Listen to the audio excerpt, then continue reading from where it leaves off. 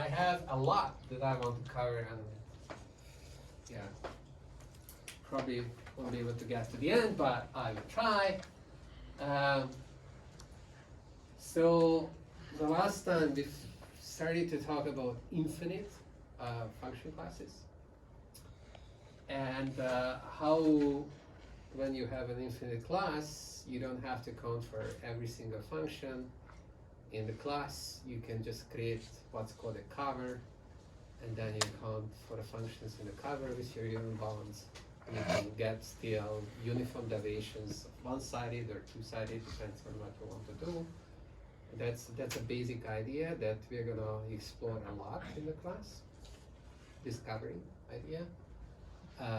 And then the covering happens at some level of accuracy or scale, and so that was this epsilon. I will reintroduce the definition soon, and then you have to trade off that epsilon with like approximation error induced by this epsilon, because you're not accounting for every function. Introduces some penalty, and there is some penalty for reducing the this error, this scale, because then you have more functions in your cover, right? You have these two terms, you have to trade them off, and then that's how you create good bonds. It's a basic idea. Okay. And so we started to talk about these lower bracketing covering numbers, which are great for one-sided uniform deviations for infinite function classes, loss classes. And then we covered the chain of bounds. This is infinite, under the assumption that with some scale, this lower bracketing covering numbers are finite. And so this covering number in short is just like the smallest size of the cover, such that you have the covering condition met. Okay, what was this covering condition? So what's this setup? Anyways, and so in the rest, I want to just like reiterate these, and then cover threshold class, and then move on to what's called uniform Bernstein inequality under the variance condition, which generalizes the Chater bond. So it's just like a better version of the Chater bond, a little bit more general. And we're going to use this a lot. And then maybe special cases are going to be covered in this class and the next class. And that's it. So back to this lower bracketing covering numbers.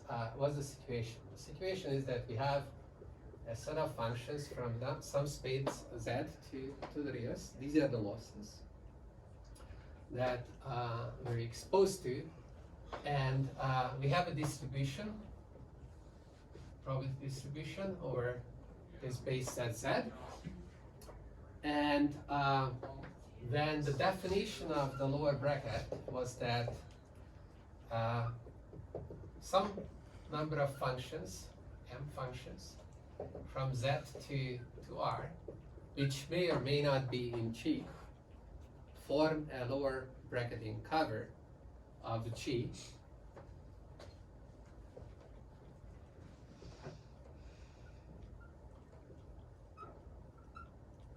at this distribution P and scale epsilon.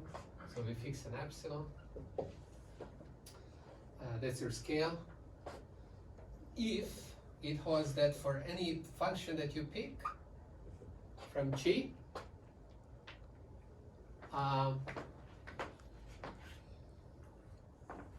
the lower thing is that G, I don't remember. I think this way. Mm-hmm. G of J is smaller than or equal to G, and then P of G is smaller than or equal to P of J plus epsilon. So the epsilon appears here. That's the scale. And this was good for one-sided uniform deviations of a certain type that allows us to analyze ERM. Okay, so the ERM in this setting is going to be what? You take the empirical measure underlying the distribution Z.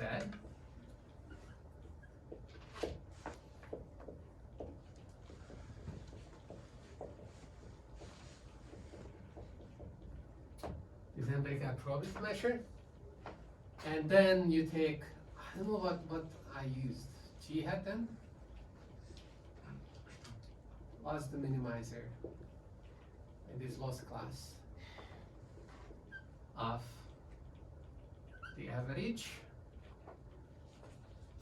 empirical loss? So recall that for whatever function you have G, this whatever measure you have PG, PG is just this integral of G with respect to. Okay, so this is a loss class, so this is a composition of a loss function with some function. So these are losses, and then we are calculating the average loss, that's Pn applied to G. And then we select the best loss in the loss function class, implicitly selecting a predictor that underlies this.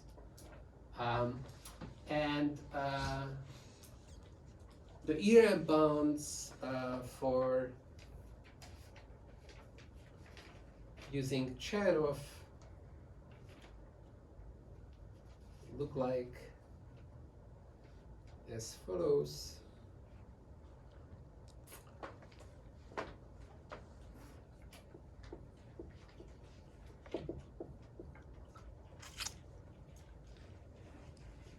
So the assumption is that G is actually a subset of 0, 1. So the loss values are between 0 and 0, 1 to the power of Z.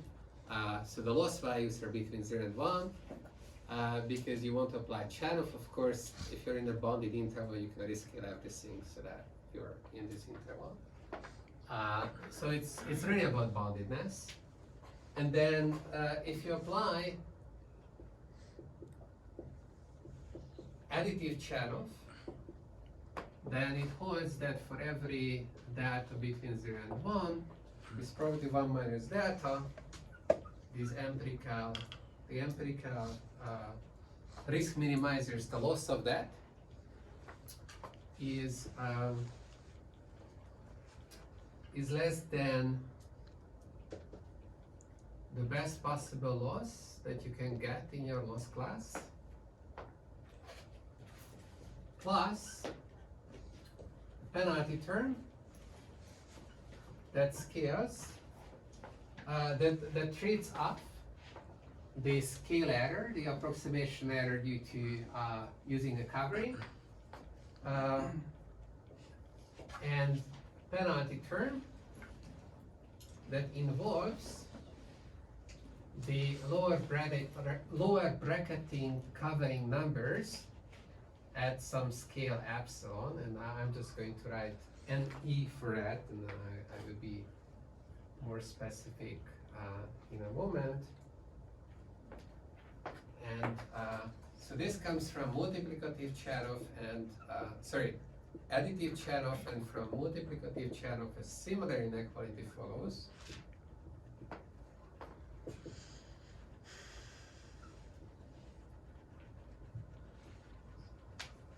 Except that here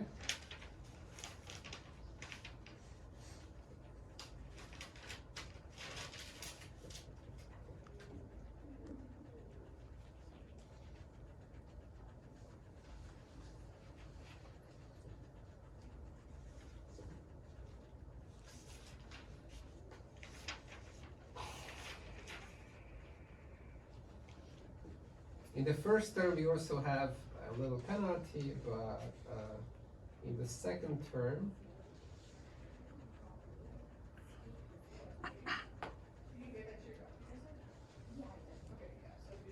we got the loss of the empirical risk minimizer under the square root.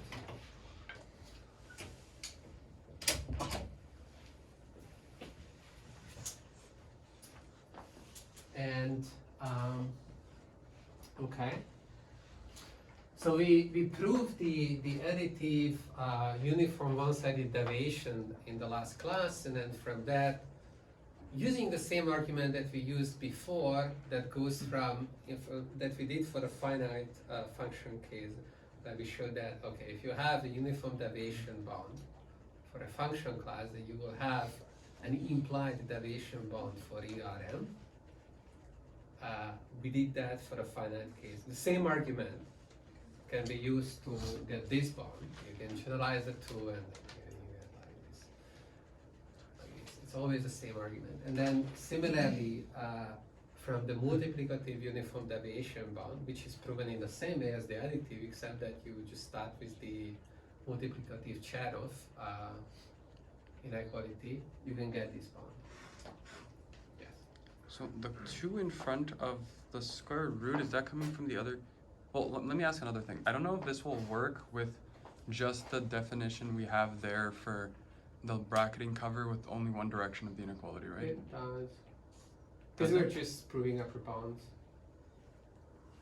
But to bound this like G hat n thing, you end up with both directions of the inequality, I think. Like when you have to like add and subtract some things, no? Because like no. If you okay, so let's recall what we were doing for the finite class case. Yeah. We used 2 inequalities. Mm-hmm. One inequality was used for a specific function that was one side, and another inequality which was uniform was for the other side. So the uniform inequality only needs to work for one side. That's true. There is the other one that works like just for one function. So which is which in this case? Oh, I the see. The uniform we need for G hat n, and for this other guy we only need this. Yeah, so like you can this still use the one side. Minimizer is just like the other side, that's just like an extra. So maybe a plus one is needed here. Mm-hmm. Okay. Yeah. Yeah, I forgot it's just one function, so then you'll be okay, I guess. Yeah. So and we n can... epsilon is this lower bracketing covering of G at P. Okay, and then the plus 1, and there's no error epsilon. Okay. Then it's okay. Right. So with exactly the same arguments that we were doing for the finite case, these follow. Yes? The second one, shouldn't the infim over epsilon be over the whole of the expression? Oh yeah, like it should be, yeah, like if you bother to write the infim, then you should bother to write it like here.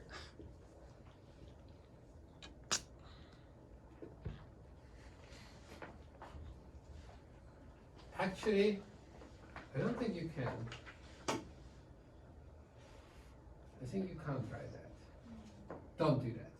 All right, and the reason is, because if you write the infim here, then you have to look through whether what you're minimizing has any random components. And now you would get into trouble because this guy is random. P applied to G hat n. G hat n is random.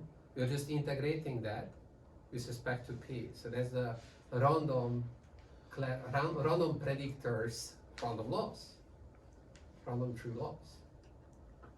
Okay? And you can't just like, if you try to use an infim over these random quantities, you would need to use a union bound and like, can't do that. So in this inequality, what you can say is that for every epsilon positive with probability 1 minus that, this holds. And then in your application, you can choose your epsilon. You can choose the infim over the epsilon, which would give you a random epsilon. But it's just a one-dimensional quantity. If you really wanted to, you could cover it. It's like it's a very small price to pay. I was gonna say, technically, this P G n hat appears on both sides of the inequality, so you can get rid of it. Yeah, so you then could you could do try the to solve for the P G hat n. Yeah. That's right. Like you select the optimizer of this.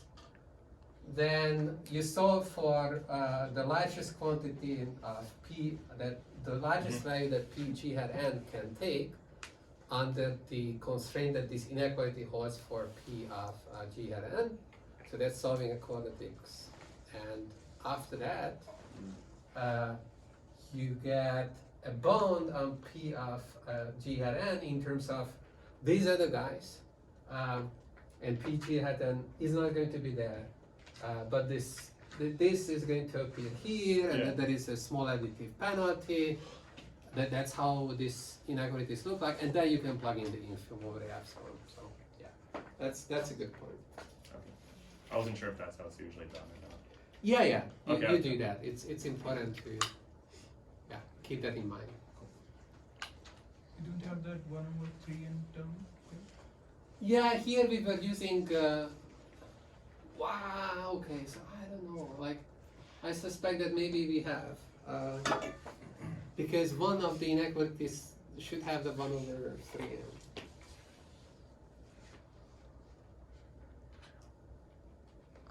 So you know what? I add the 1/. I'm pretty sure we have it. Mhm. Yeah.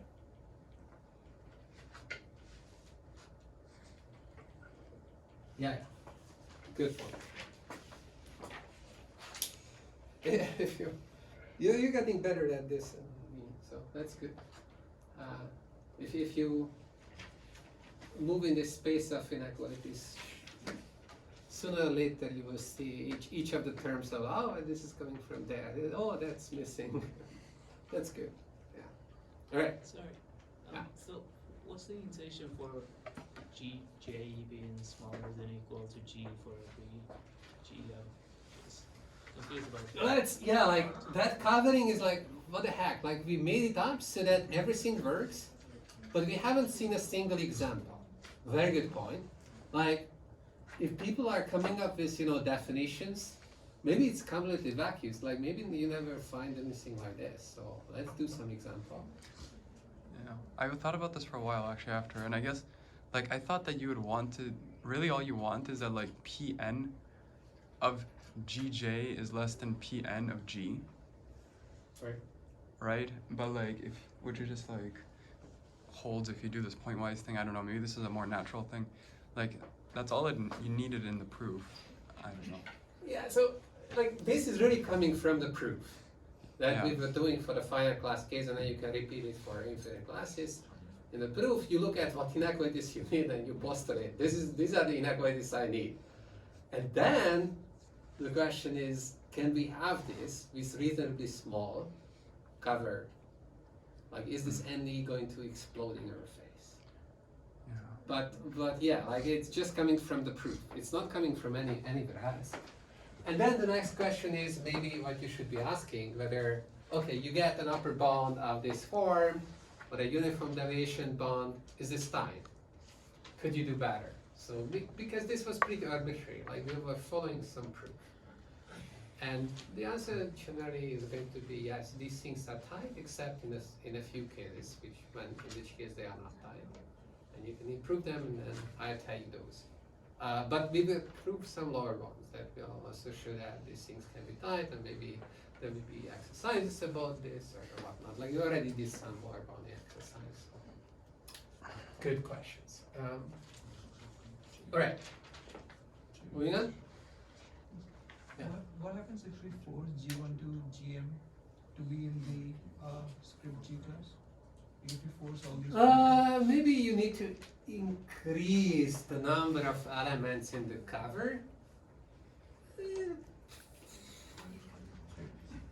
For most of the classes people have, the increase would be very mild. So this is a almost pointless optimization that we are doing here, that we allow G to be outside of the class. For this threshold lower bounding example, it really does help for now. And it's like, but later on we're gonna learn tools which are much more powerful, which basically, well, they will lead to covers which are like within the class and like, and why did we do this? I don't know.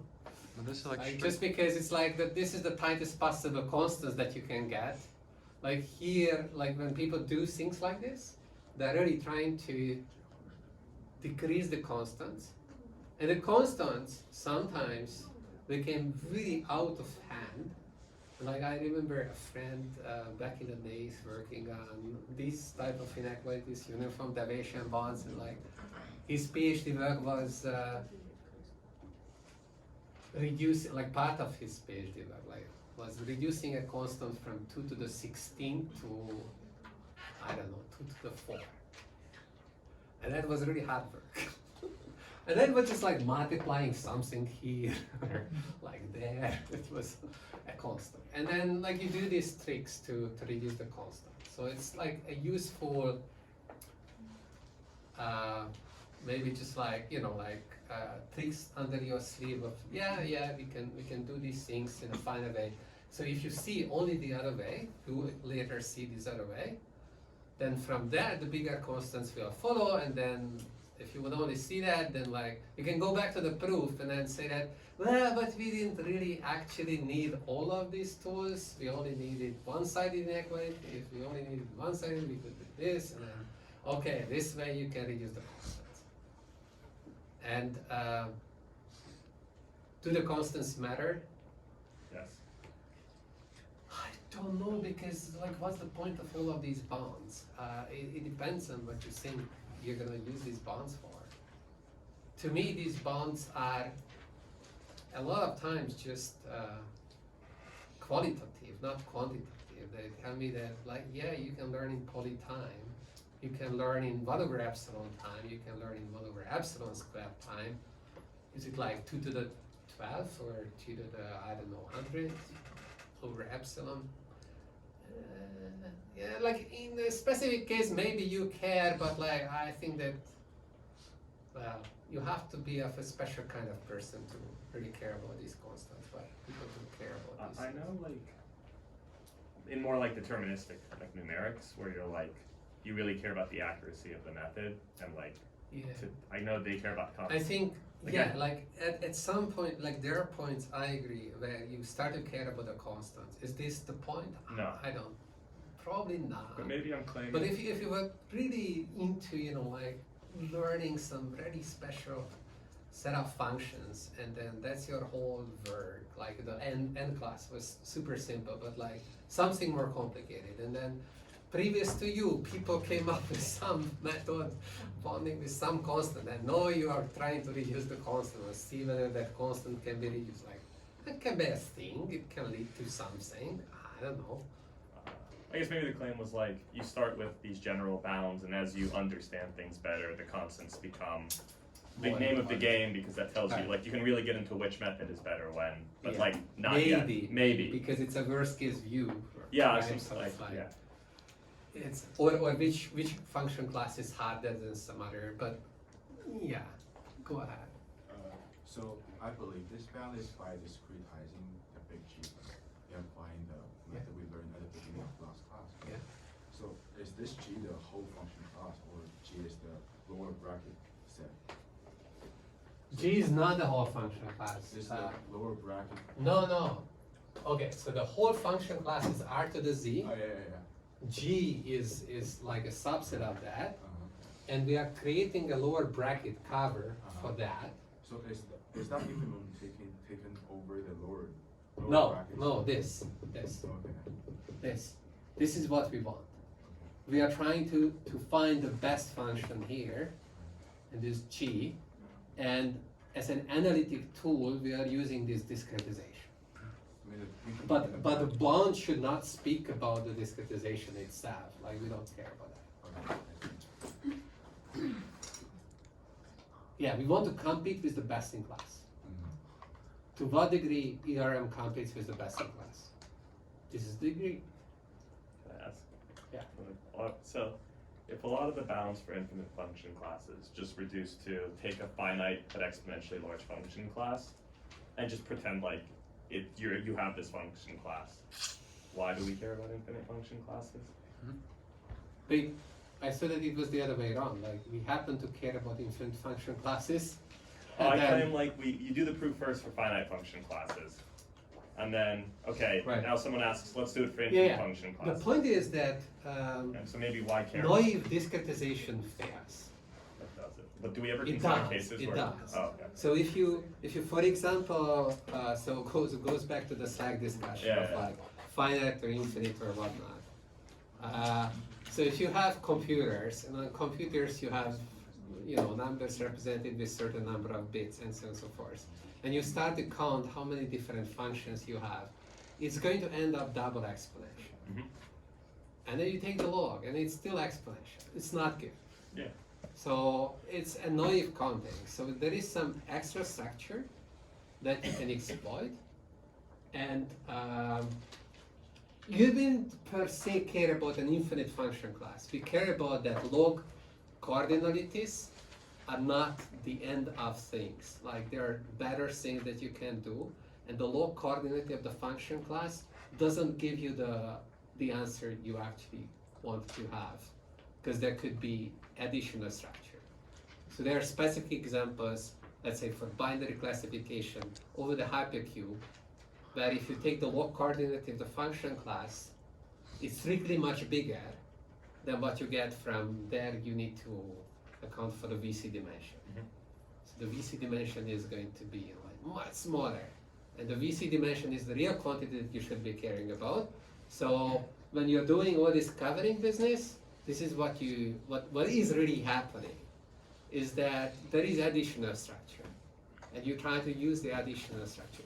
Here the structure seems like very opaque. It's like we wouldn't do much, but later on, when you try to do anything specific, so let's cover the linear threshold functions. So we try to create a lower bracket for linear threshold, and then you see that it has a structure. And then let's see how the structure is being used. So this is when you create the cover, you start to use the structure of G. So linear thresholding, just classification in some sense. It's not even linear thresholding. I keep saying linear Oh. thresholding because it's going to be classification, but it's just like a single threshold I see. on the 0-1 interval. So the linear threshold class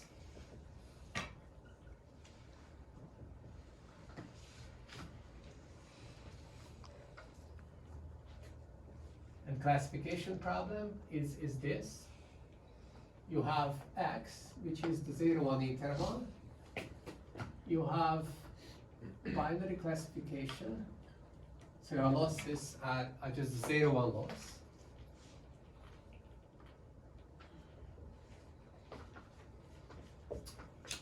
And the function class considered is this FW function, like functions of the following form. So W is a threshold value, and the FW function maps every point in the 0-1 interval to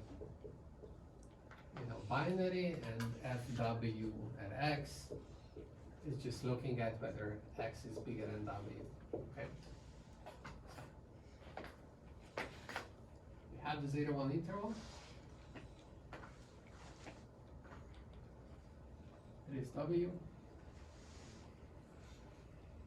And this is how FW looks like. This is a value of 1. And this is a value of 0. This is the x-axis. Okay.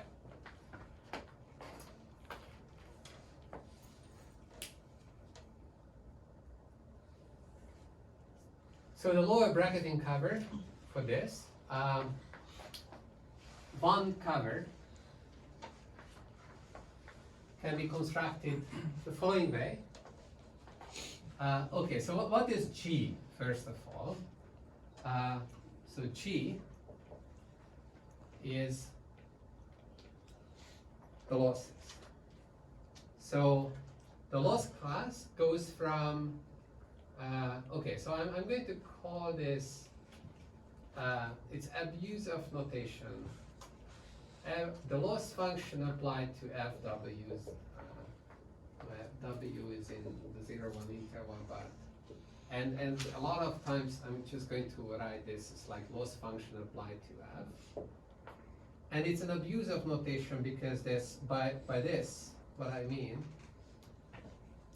is that this is a function from x cross y, and y in this case is just 0, 1. And it takes an x and a y and returns whether f, well, this applies to any f. So f is a function from x to 0, 1. So you take a look at what f says, does it agree with y or not? Depending on that, you get a loss or not. Okay.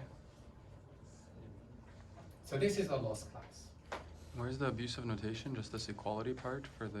No, it's like composition of like, so you have to name like what are you composing, Oh right. and They're each this different. would take 2 arguments. This returns a single number. So if I want to write out what this does, is that it's going to be just complicated. So I rather abuse the notation. In general, I will do this, right? Like a loss can be applied to a function. It's like it's done the usual way. It's like subtract the y and like take whatever arithmetic operation you need to take, and like in this case the absolute value loss is going to be fine. Like the 0, 1 loss happens to be the absolute value loss. It's like so you can make this formal, but like I don't want to do that. You understand this is, and you understand the slight abuse. It's not big abuse. Okay. Alright, so the lower bracketing cover. So what's going to be the lower bracketing cover? So what's the complication here? The complication is that we have an infinite function class. It's infinite because functions are parameterized by this value between 0 and 1. There are many values. But if you have a certain scale like that, and then you want to,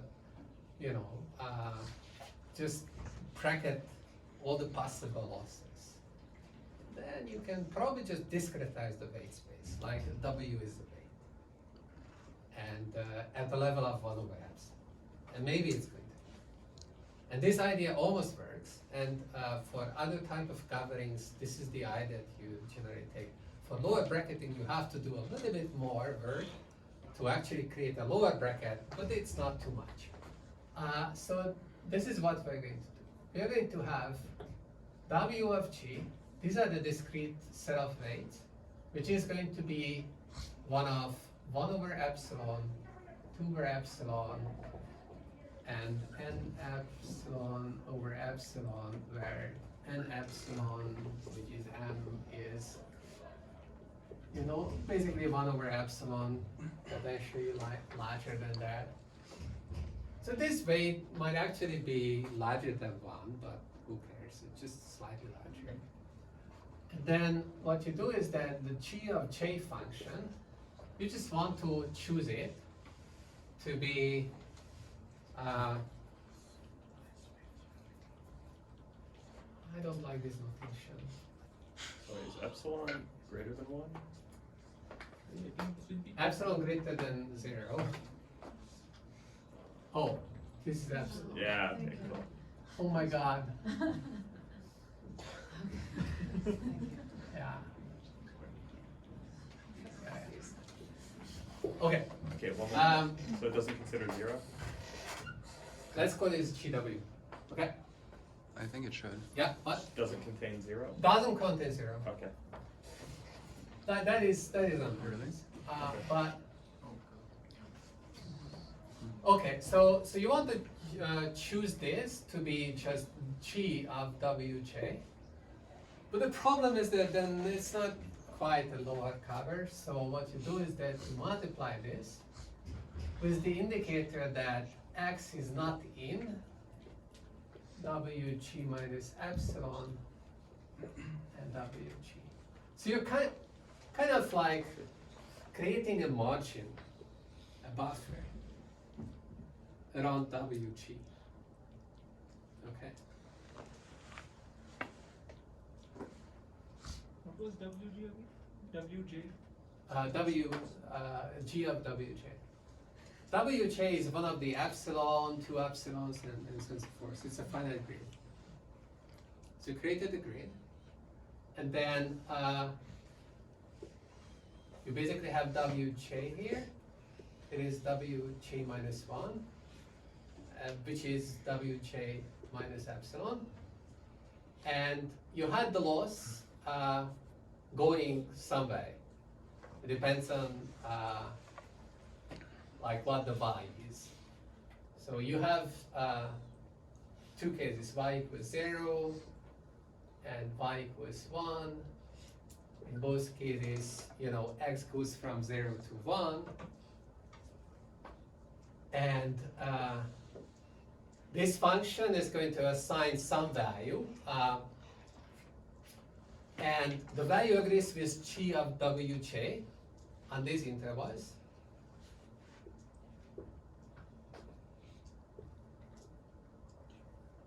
And you can even like think about it, like here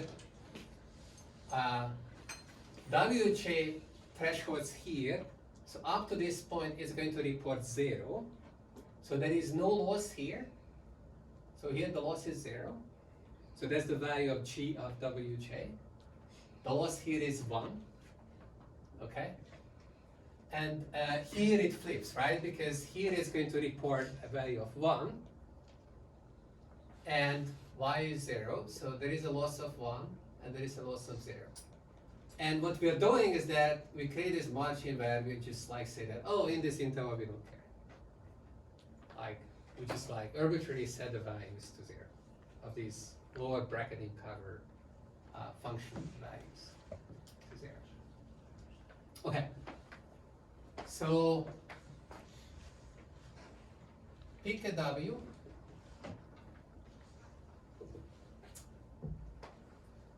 And so the W is going to lie somewhere between Wj and Wj minus 1. It's let's say it's here. Is that by choice? Well, you can choose a J. You'll always find a J. So this is the covering, right? Like for every W, no matter how you choose it, you can find a J such that the W lies between Wj minus 1 and Wj. What if I pick epsilon over 2? Epsilon? Over 2. Aren't you missing the 0 still? No, because I start at, so my first W1, okay, W0 is not needed, it's just like notation that it's 0. So we I have don't 0. need to use that in the cover. Okay, I'm interested. So I'm going to choose the J such that the Wj is the first value larger than equal to W. And then I don't need to refer to Wj minus 1. But then don't you not satisfy the first property, which is the Gj? I know. You do I this is know. always 0 at that I'm margin. just Oh. zeroing out everything Okay. here. Oh, Okay. interesting. I'm So, curious. yeah. So this is Wj, and this is Wj minus epsilon, to be precise, because W0 is maybe not named yet. But okay. And then, you know, like how does, so then what we have is that G of W is equal to G of Wj outside of Wj minus epsilon and Wj, right? It's because the functions themselves, Fwj and Fwj, agree there, right? Then their losses are going to agree, right? And inside, I zeroed this guy out, like G of j is zeroed out inside this interval. So since 0 is the smallest value that can be taken by any of these loss functions, it follows that G of j is less than equal to G of w. Okay? Okay, so now the other way around. Again, like outside of the interval, they agree. So if I'm integrating with respect to p, both of them, and look at the difference is at most of what happens inside the interval. But the length of the interval is epsilon, and the difference is bounded by 1. So it follows that, just let me finish. It follows that P of G of W is less than equal to P of W of J plus epsilon. Okay. I did not follow, so I was gonna ask a clarifying question. Yeah. So what's happening here is we pick this point WJ. It's in this original figure. It's based on W, Yeah. right? So we pick WJ and everything up to WJ minus 1. Minus 1 minus epsilon. Minus epsilon, sorry. Yeah. Looking at the, okay. So everything up to WJ minus epsilon, both GW and GWJ agree upon everything. GW and GWJ and G of W, Okay, right? Okay, so Right. we are trying to match G of W. I see. Which is That's what we are trying to cover. okay. So we care about whether G of W is going to be lower bounded by G of J. G of J by definition outside is G of WJ. Inside it's 0, so therefore it's a lower bound. Okay, so back to this interval. Yeah. So G of WJ is like kind of this function that goes all the way up to the interval WJ minus 1. And it agrees with GW on this interval. Yeah. And then the moment you go past GWJ, How do you go past GWJ? I'm trying to, So you're moving X inside. yeah, So here, on this portion, all the 3 functions agree, yeah. There are 3 functions. G of J, G of WJ, G of W. Mhm. They all agree. Yes. Here, they also all agree. Right? Because here, like the FWJ is the same as FW. Because the W is here, so the threshold already happened. Both of them are going to give you the value of 1 here. I see. So here they also agree. Inside, I picked the smallest value I could. So of course I'm lower bounding of what value this can take. Okay? So it's just like, So in this example, we want one specific G of J to be smaller than or equal to G of W. And how is it reflected in the definition? well, no. Okay, so we are trying to verify whether this definition holds, right? Okay, but does this say for any J or for a specific J? Yeah, it says that for any J, for any J in J, So for any J index. there has to be a J No, it index. says you can find a Oh, J. okay. Yeah. Such that this Oh, holds. no. Yeah. I think we discussed this the last time too. Mhm. We asked the same question. But it's correct, like I should write it. Yes. Back to the 0 thing, like if you included 0, couldn't you get this to work without having that weird indicator thing? You just have one more function? What? No. What would be the issue? 0 is like an uninteresting thing because it's like it gives you value of 1 everywhere. No, I understand, but like if you included it, then couldn't you get this to work without having to need, because then you would just, No, it's not doing that. but then like in this case where W is there, won't you just pick Like, WJ the minus problem 1? is that I have this discretization finesse, Yeah, and because of this, my discretized loss function behaves differently than the loss function I'm trying to approximate. I have to do something about that. sure, but I'm just saying like, can't I satisfy that exact definition you have there by picking G of J minus 1? I think he's saying. Right, then you would need 2 of them, and later on we're gonna have 2-sided bracketing, then we're gonna do this. Wait, why do you need 2? But then it's still, Because it's a different bracketing, that if you want 2-sided inequalities, it goes back to our discussion of like, do you want tightest bonds? If you want tightest bonds, you just want 1-sided inequalities. If you want 1-sided inequalities, you will need to do weird things like this. if you're okay with two-sided inequalities and suffering an extra factor of 2 in the log and an extra factor of 2 in somewhere, then you can have bracketing. Okay, let's cover this bracketing definition. The bracketing definition just says that every function g, so bracketing, it continues here. So it's like this is crossed out, and here you will have two of this. You have a lower, and then you have an upper guy. Okay? And you want that for every g, there exists a j such that you're sandwiching the g between these two guys. Yeah, that I'm fine. I And just then you're good, like without introducing a zeros and then just introducing that extra function. I think that you're trying to get to there. no, but I still think it would work if you like instead of doing this weird GJ, if you just chose G, like in the with the W you chose such that it lies in this like interval. Right? Okay. I can just pick GJ to equal G of WJ minus 1. And G of WJ minus 1 is definitely less than G of W. G of subscript WJ minus 1. A minus 1 is outside of the whole thing. And I- the J minus 1. No, minus 1 in the subscript of the W. Because this also works. So you can get like really awful lower bounds, Yeah, well, I mean, that would probably. but it will not give you an upper bound, right? Like this But doesn't if you work put the with upper minus 1 bound. in the subscript of the W, then you get an upper bound as well, I think. Yeah, like no, you're getting, but this is like the upper bound in the bracketing definition.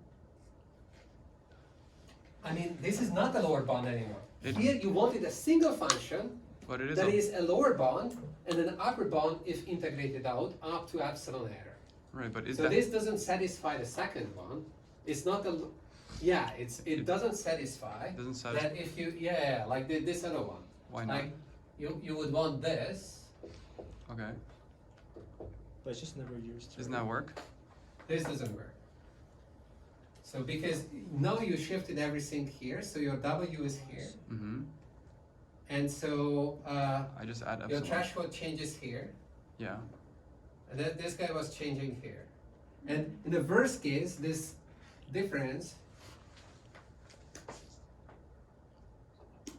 No, it violates the Isn't this just a bigger bracketing cover? Like you add. Oh, it does. Does it violate the first one? Oh, maybe. Because it has to be less. Oh, okay, yeah. okay. It's not, yeah. Okay, Like then- here they're behaving differently on this interval. Oh, right. Okay, but if we pick Right. WJ, then doesn't it work? Because then. No, so okay, so whatever way, okay, if you're picking on a finite cover, there will be some interval where they behave differently, right? And if you want a strict inequality where they don't behave differently, then you can't do that. Well, I mean, like, Well, right. it's actually not true, because one-sided, you like, if you can pick two functions, you can do it. So this function, the WJ minus 1, if you pick that one, that's a lower bound. This is an upper bound. Yeah. But then can't you just add epsilon to get to the upper bound? I'm still and Yeah, you, but like that's two different things. like wait, so if we do exactly what we had there, but take away the minus 1 in the subscript of the W and just use WJ, then we satisfy things, don't we? Like I mean by default P of WJ is already greater than P of G of W. Maybe we can leave this for later, but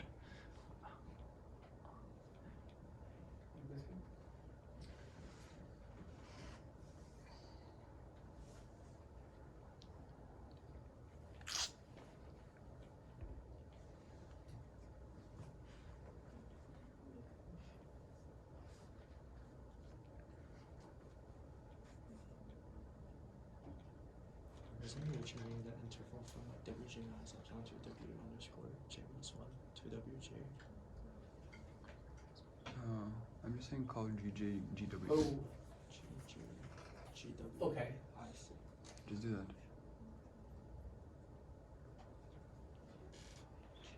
So if you pick WJ minus 1, then this is how your function behaves, right? And then the other function is going to be up to this point, 0, Mm-hmm. and then here it's switching to 1. So you didn't have a lower bound here. Yeah. So if we move it to WJ, then you definitely have the lower bound, right? Yeah, then you will have Yeah, the lower bound, but but then- you don't have the upper bound. But don't you have the upper bound just? No. Oh. Okay. So if you move it to WJ, then Right then.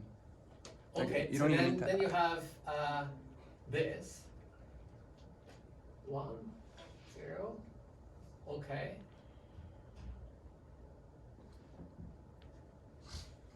So now this function. Oh no, you don't have the lower bound. Because if W switches here, then W gives you zeros here, ones here, and then it switches to 0 there. Oh. And here you had a 1. Oh. I get So it's it. like on that interval you have two-sided things. And Uh-huh, like, uh-huh. It just doesn't work. Yeah. No, this solves everything. Yeah. Because you can get the expectation one to work, I guess, but not the. Okay. Okay. But you couldn't get the inequity work. Yeah. Yeah. I see. I don't know how that took so long, but thank you. Right. Okay. So this is a lower bracket. What's the coordinate? It's like 1 over epsilon plus 1.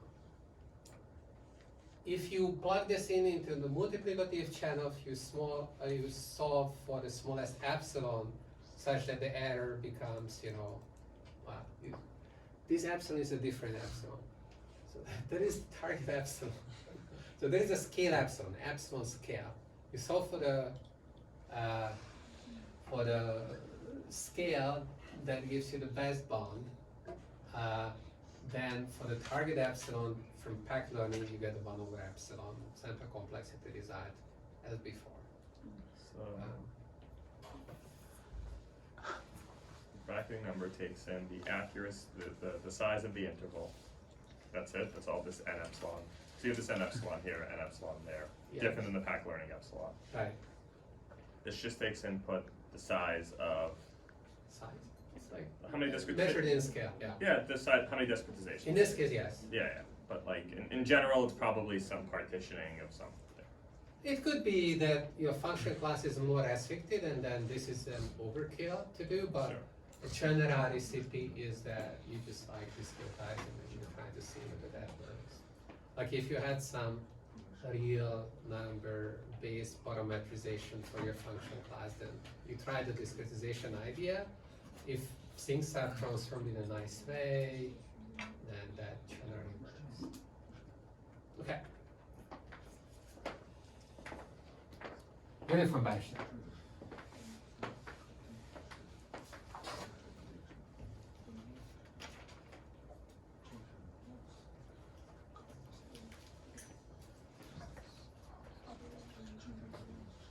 Any questions?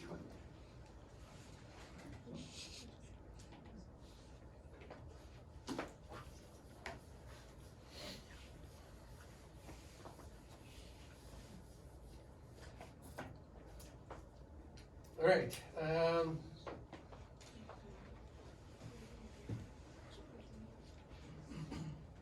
Same setting as before. Z is this set. G is function from Z to R. It's measurable. P is a probability measure on Z. The variance of G is the variance of G. It's like Integral. I want to Okay. make it look weird. Yeah. Just this. And we define, I think this is too long.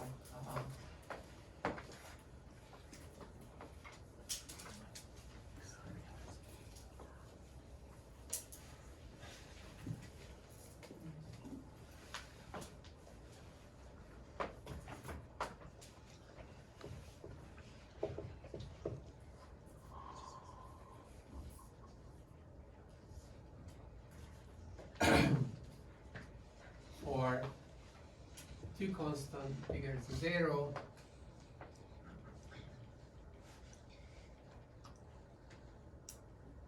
the variance class C0, C1P is defined as all those functions measurable that are whose variance when measured across against P is less than equal than C0 squared plus C1 and the mean of G according to P. So it's like this kind of variance is bounded by the expected value up to this constant C0 and C1. And this is the condition that we're gonna use a lot for our results. There are a few very simple things that we can say about this. So first, you fix C0, C1 positive, and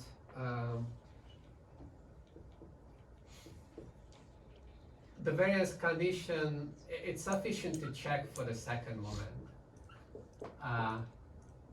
If this holds, then of course the variance of P, a variance of G according to P, which is just P G squared minus P G squared, so less than equal to P G squared, is also less than equal to C squared, C0 squared plus C1 PG. Right? Because I can drop the second term and then the first term is upper bounded. So it's enough to check just the second moment. And conversely, it also holds that if the variance of G is upper bounded like this, then writing this out again and adding this to the other side, it follows that PG squared is upper bounded by PG and squared, and P of G is upper bounded by the largest value G takes, which is like the supreme norm squared plus C0 squared plus C1 PG. These are just trivial corollaries to the definition.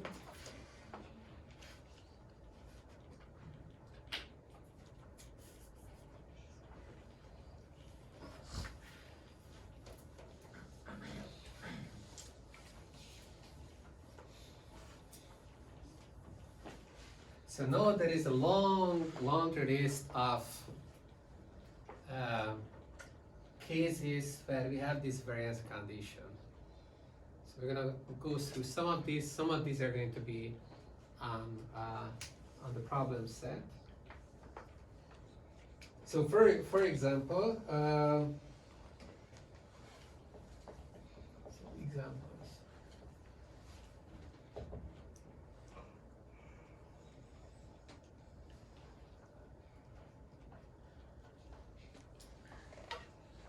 What was G infinity? Max value J can take. Yeah, this is like the supreme over Z. That it's bounded. Yeah, it's like the upper bound. It's the smallest upper bound on G. So G can't be like squared law. Huh?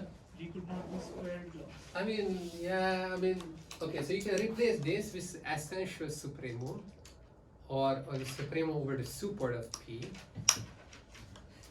If you do that, and P has bounded support, then you can deal with the square laws. But in general, you would run into trouble with this argument with unbounded losses. That's right. Yeah. Okay, so if G takes values in 0, 1, so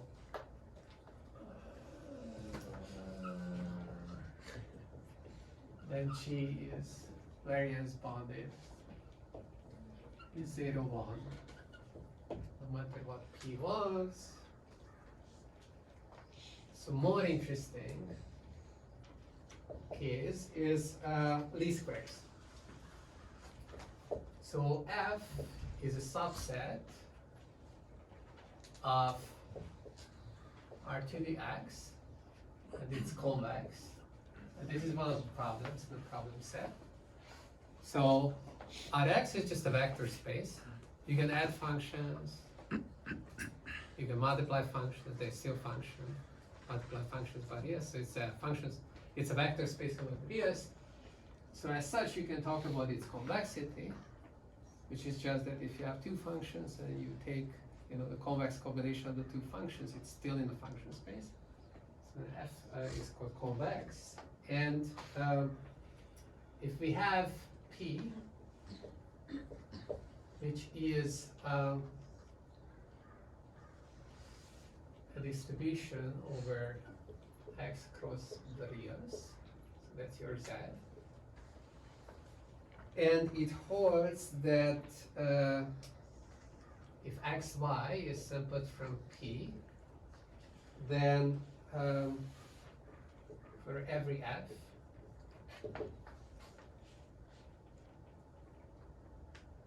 square loss applied to, okay, so I write this.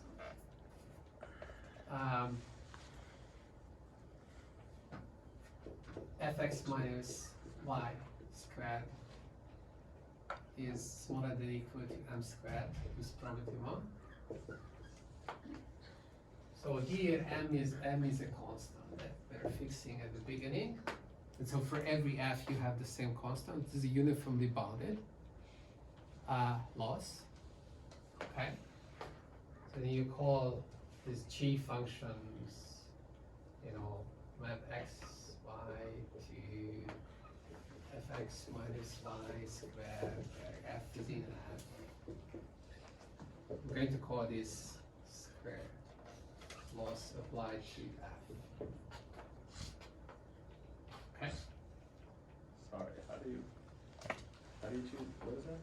Like, I get if Y is bounded, M. Huh? What is M? Is M like if Y is bounded, N is a constant. what does it depend on?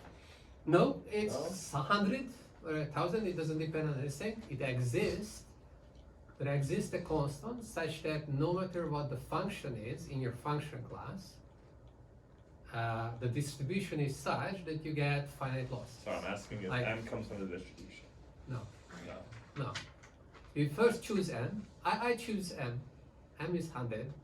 Now you can choose f and you can choose p, but it has to satisfy this constraint. I see.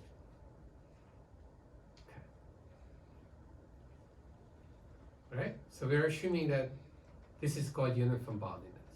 Okay. It's uniform because for every function, the loss is endpoint-wise boundedness, right? Like, no matter how you're choosing your sample, the losses that you're gonna see are bounded by some constant. And it's the same constant. That's uniform. Okay? Is it not always surely bounded?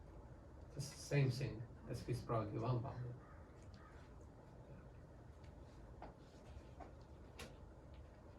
Okay, then we consider the best in class predictor.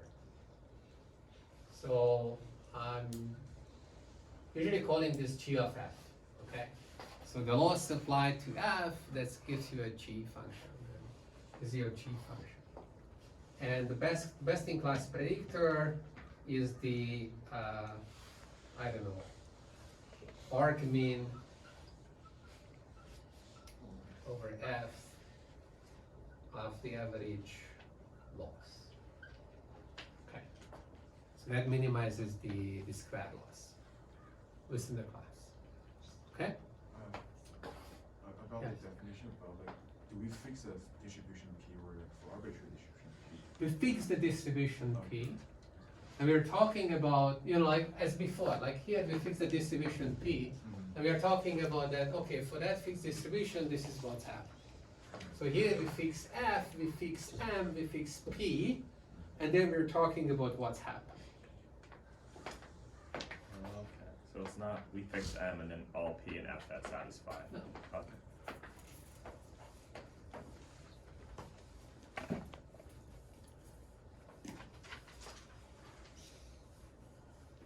Okay. So we have this F star, and then we create this shifted loss class. We will do this a lot. So basically, we want to, for the variance condition to be useful and to work,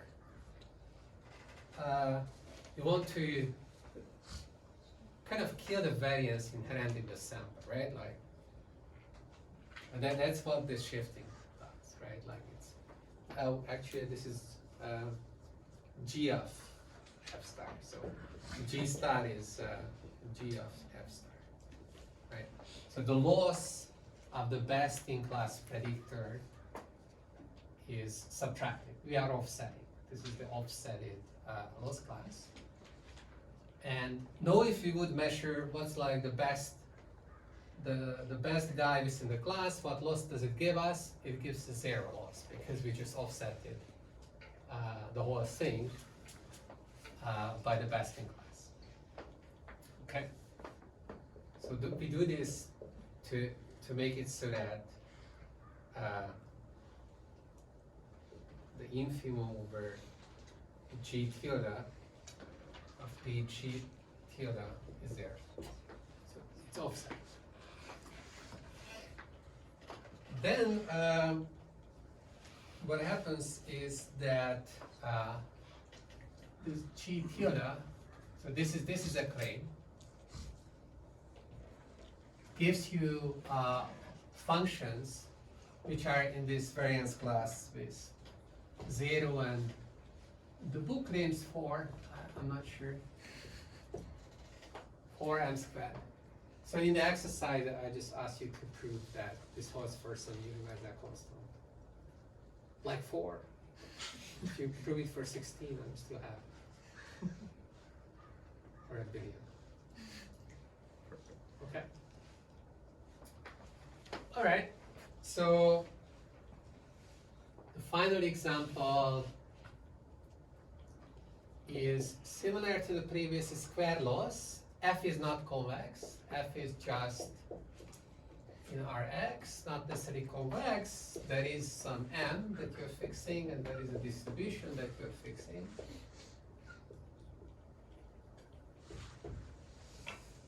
And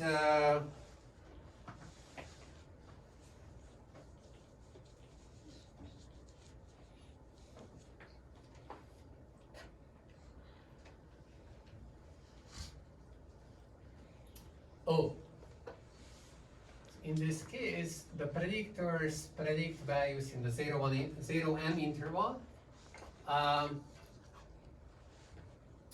Okay, so bounded predictors.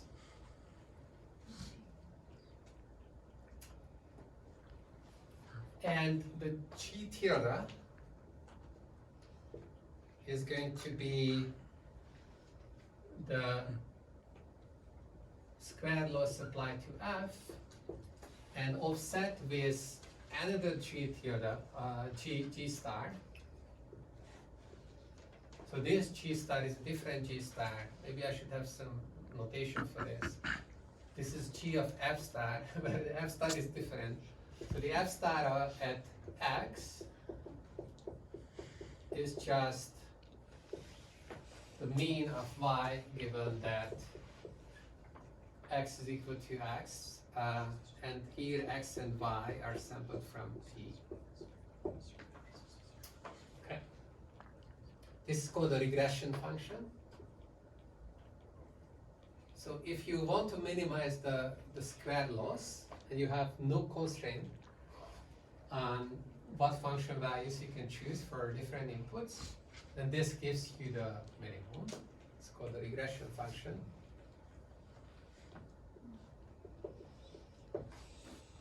Okay, and the claim here is that G tilde is also a subset of this. And in this case, I don't know, it's like 2m squared. But you have to offset with something else, and that creates trouble if that something else is not in your function class. So sometimes you're offsetting with the rest. That creates an approximation there. Why isn't that this f star the same as just picking the argmin from that function class we have? Because your function class might be very restricted. Maybe this is even unbounded, and this has to be bounded. Maybe it takes some negative values. I don't know. I see. Just like, Yeah. maybe these are linear functions in some features. If your f doesn't contain that, then it's a problem. Yeah. Like the calligraphic. Yeah. Okay. All right.